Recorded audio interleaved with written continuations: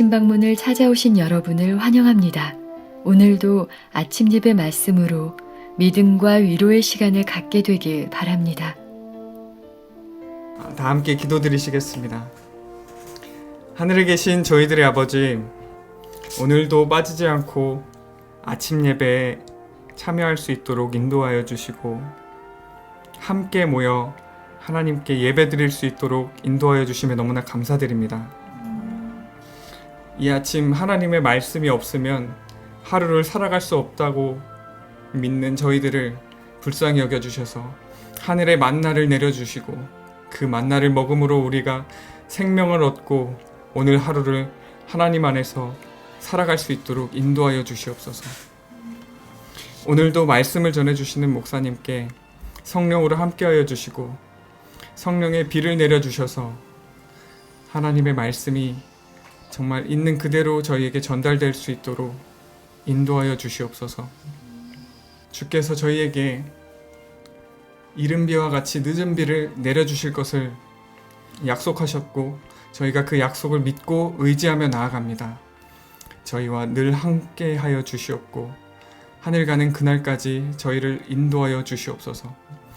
저희도 성령께서 저희에게 말씀해 주신 그 모든 것들을 굴복하고 순종하며 따라갈 수 있는 믿음을 허락하여 주시옵소서. 예수님의 이름으로 간절히 기도드립니다. 아멘. 우리가 묵상할 제목은 잘못한 자를 도와줌입니다. 말씀을 읽은 후에 목사님께서 권면해 주시겠습니다. 본문 성경 구절은 갈라디아서 6장 1절입니다.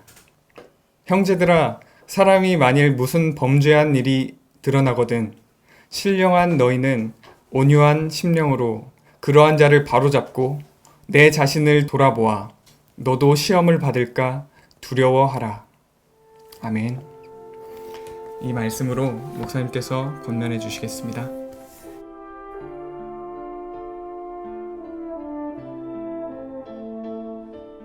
안녕하십니까? 벌써 한 주가 다 지나가고 있습니다. 오늘 말씀의 제목은 잘못한 자를 도와줌. 오늘 말씀 묵상은 교회에서 실수한 자들에 대한 문제를 우리가 살펴봅니다. 교회에서 실수한 사람들을 우리가 어떻게 도와주어야 할 것인가에 대한 문제이죠. 우리 교인들 중에 말을 함부로 하는 습관을 버리지 못해서 실수하는 분들이 있습니다. 또 그런 습관들이 자꾸 반복될 때 사람들 앞에 굉장한 큰 스트레스를 받게 되죠. 그런 분들을 우리가 어떻게 대해야 할까요? 하는 문제입니다. 이 교회는 다양한 분들이 모여 있습니다. 고집이 세고 이기적인 성격의 사람들이 있습니다. 또 그런데 그들이 자신의 문제가 무엇인지 알지만 고치지를 못해서 자꾸 실수하는 것입니다. 그래서 다른 사람의 마음에 상처를 주는 일들이 생기는 것입니다. 이런 분들을 교회에서 자꾸 부닥치게 되죠. 자, 우리가 성도의 교제를 통해서 볼 때 이런 분들을 어떻게 도와주고 대해야 할까요? 오늘 이 문제를 우리가 살펴보는 것입니다. 성도 여러분, 우리 주변에 나에게 잘 대해주는 사람만 있으면 아무 문제가 없을 것입니다. 우리 그리스도인 생애는 아주 행복하고 문제없는 풍파가 없는 삶을 살게 될 것입니다. 그러나 현실은 그렇지 않은 것입니다. 때때로 나에게 함부로 하는 사람들이 나타나게 되고 나를 잘못 취급하는 사람들이 나타납니다. 또 나를 인정해 주지 않는 것입니다. 자, 우리가 그런 분들을 어떻게 대해야 할까요? 갈라디아 6장 1절에 이 말씀이 있는 것입니다. 형제들아, 사람이 만일 무슨 범죄한 일이 드러나거든 신령한 너희는 온유한 심령으로 그들을 바로잡고 내 자신을 돌아보아 너도 시험을 받을까 두려워하라. 자, 여기 무슨 범죄한 일이다 라고 했는데 마치 큰 죄를 범한 것처럼 이렇게 표현이 되었죠. 여기에 나오는 이 범죄란 어떤 범죄일까요? 이것은 의도적이고 계획적으로 범한 죄가 아닙니다. 여기서 말하는 것은요, 기도와 신앙의 부족으로 인해서 넘어지고 쓰러진 것을 말하는 것입니다. 기도와 신앙이 부족해서 말에 실수가 있고 뾰족한 행동 때문에 남에게 상처를 주는 그런 문제를 말하는 것입니다. 오늘 우리가 살펴볼 문제는 그래서 우리 교회 안에서 실제적으로 늘 일어날 수 있는 그런 문제가 되겠습니다. 자, 본문 읽겠습니다. 갈라디아 6장 1절에 나오는 이 범죄한 사람들을 부드럽게 대하라는 특별한 지시가 있다.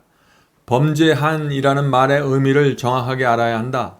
알지 못하고 죄에 빠지는 것, 의도적으로 죄를 짓는 것이 아니라 경성과 기도의 부족으로 사탄의 시험을 분별하지 못하고 그의 함정에 빠져 죄를 짓는 것은 계획을 세워 의도적으로 시험에 빠져 죄된 생애를 도모하는 자와는 매우 다르다.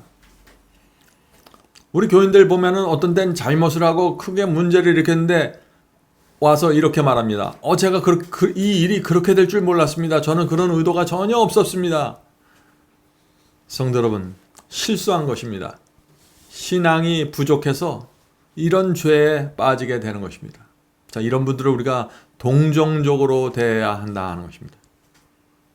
우리 중에는 오래돼서 굳어진 나쁜 습관을 가진 분들이 있습니다. 그런데 그것을 버리기 위해서 고민하고 기도하고 영적으로 투쟁하는 분들이 있습니다.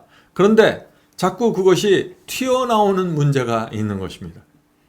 타고난 감정이나 성질 때문에 고민하고 고치려고 하는데 잘 고쳐지지 않아서 자꾸 잘못을 범하고 충돌하고 문제를 일으키는 분들이 있죠.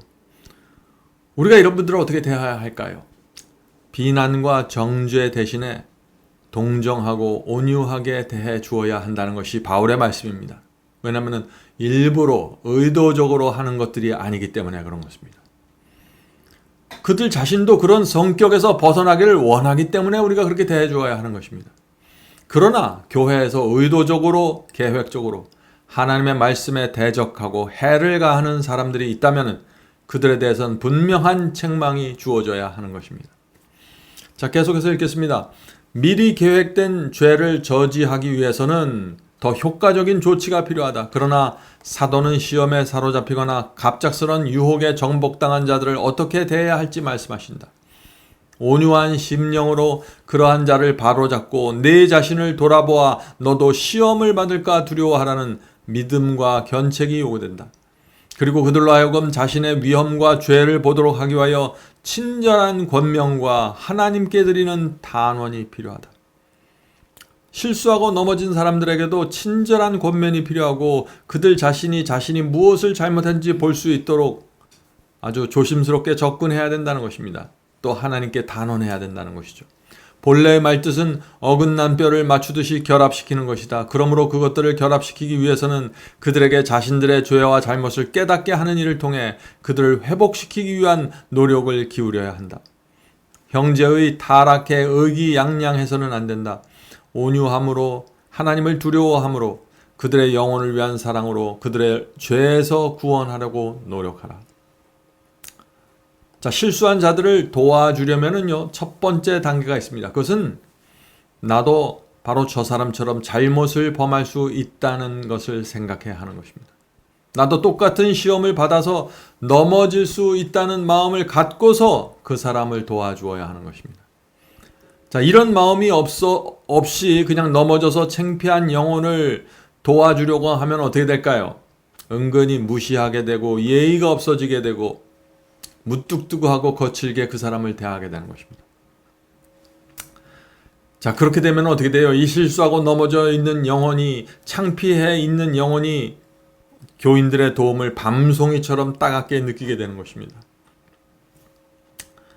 이렇게 될 때 그리스도의 자비로운 성품을 잘못 나타내게 되고 실수하고 넘어진 자의 마음에 돌이킬 수 없는 상처가 입혀지게 되는 것입니다. 성도 여러분, 어떤 사람이 실수로 죄를 범하고 쓰러져 있을 때 그 사람이 양심의 가책을 느끼고 괴로워할 때 우리는 그 사람을 정말 따뜻하고 동정적으로 안아주어야 하는 것입니다. 두 번째 단계는 실수하고 넘어진 영혼을 위해서 기도해야 합니다. 우리는 실수한 자들을 구원하기 위해서 이 땅에 오신, 또 이 땅에서 돌보신 그리스도의 마음을 가져야 합니다. 주께서 보실 때 실수로 넘어져서 죄를 범한 사람들을 우리와 똑같이 귀중하게 취급하신다는 사실을 잊지 말아야죠.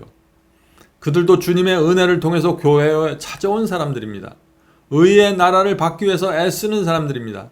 그러나 그들은 지금 무슨 문제가 있는가? 악한 습관을 버리고 싶은데 버리지 못하고 이기적인 성품과 함부로 내뱉는 말을 버리고 싶은데 버리지 못해서 고민하는 사람들입니다.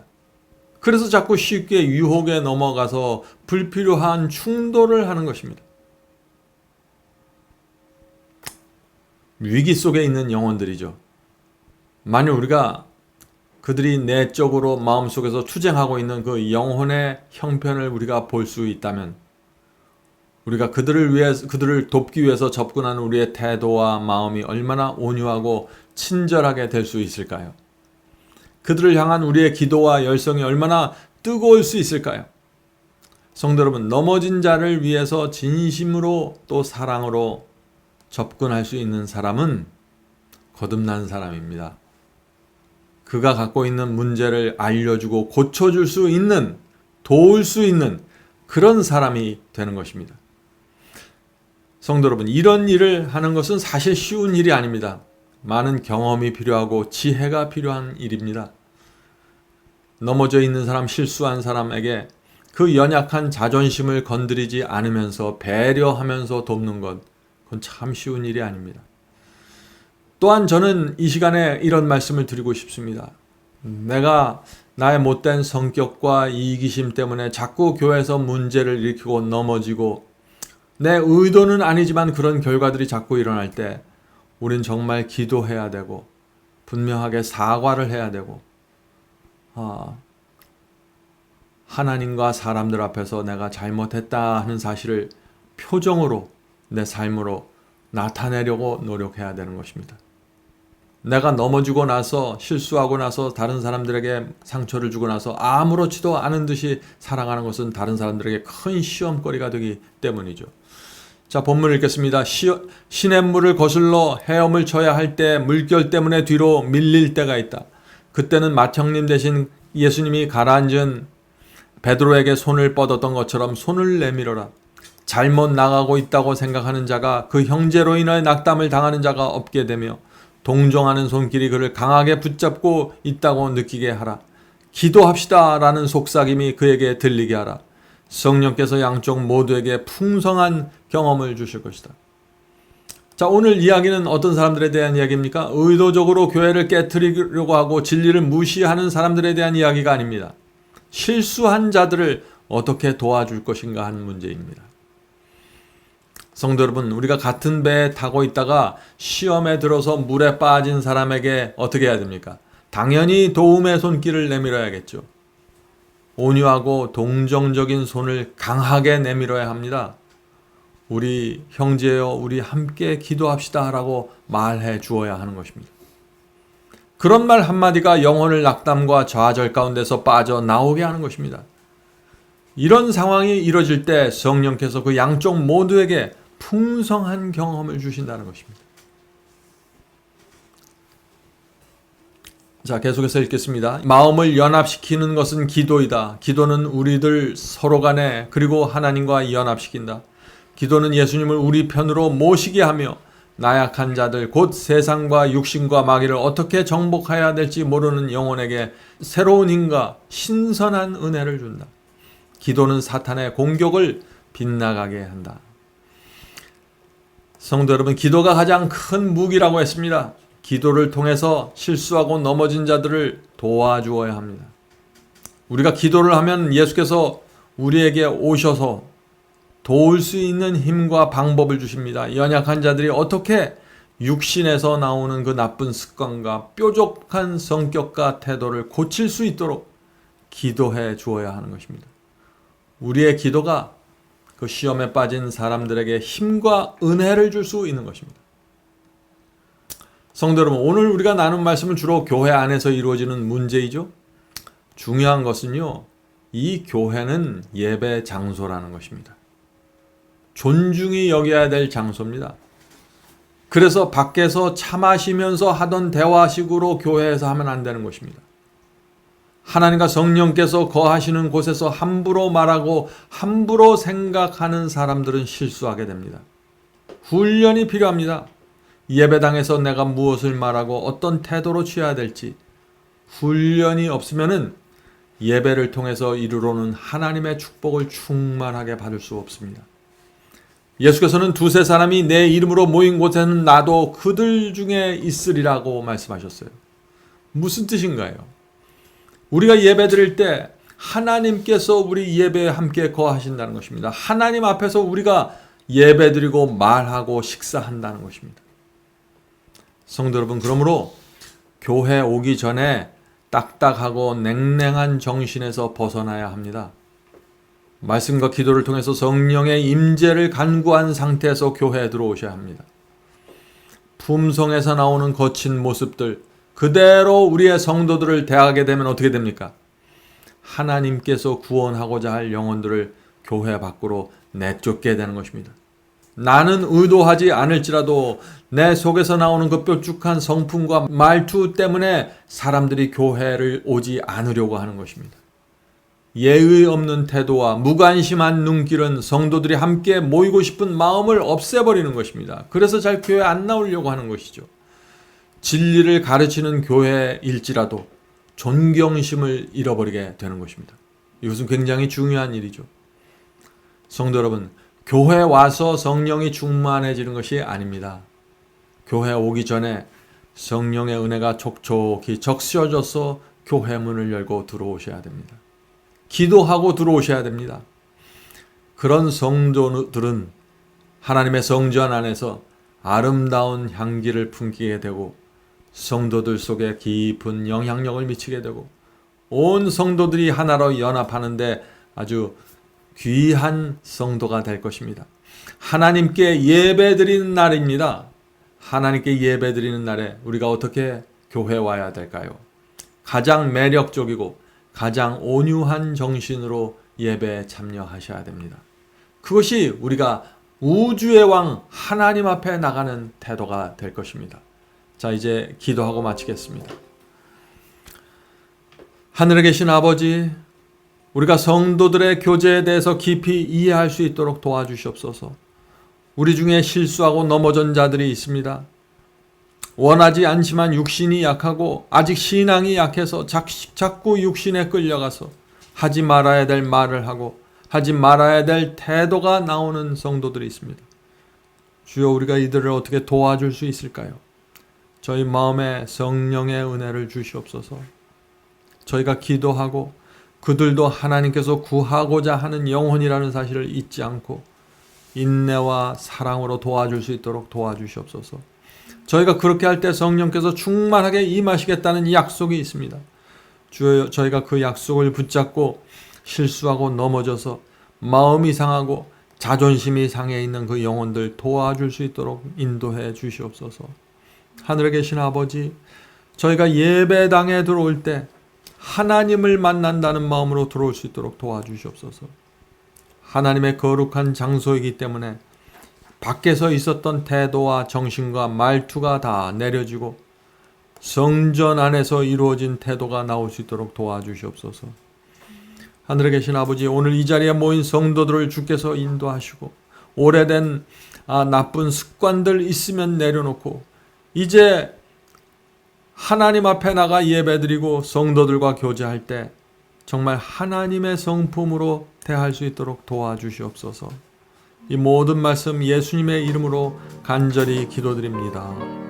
아멘. 내가 하는 일 주께서 앞장서서 사랑의 손길로 인도하네. 내 입술은 주님을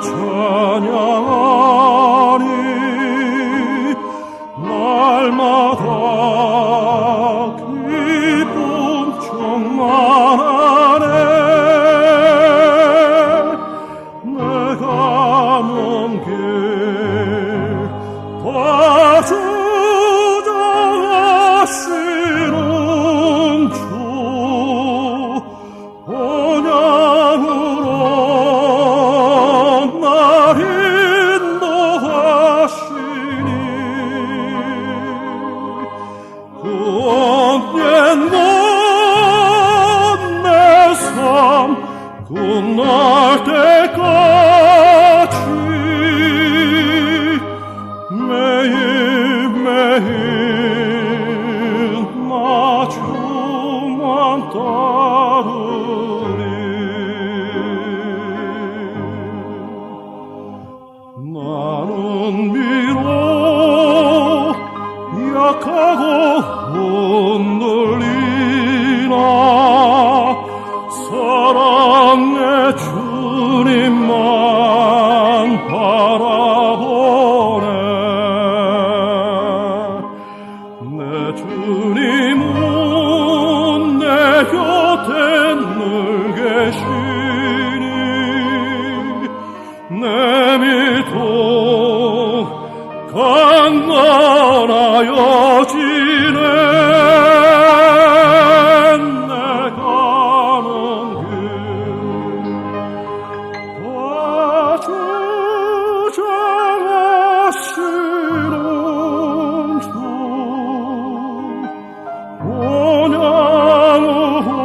온양으로 날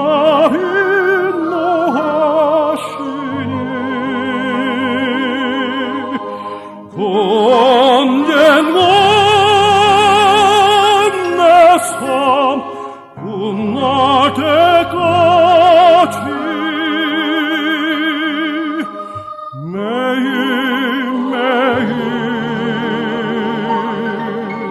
매일매일 나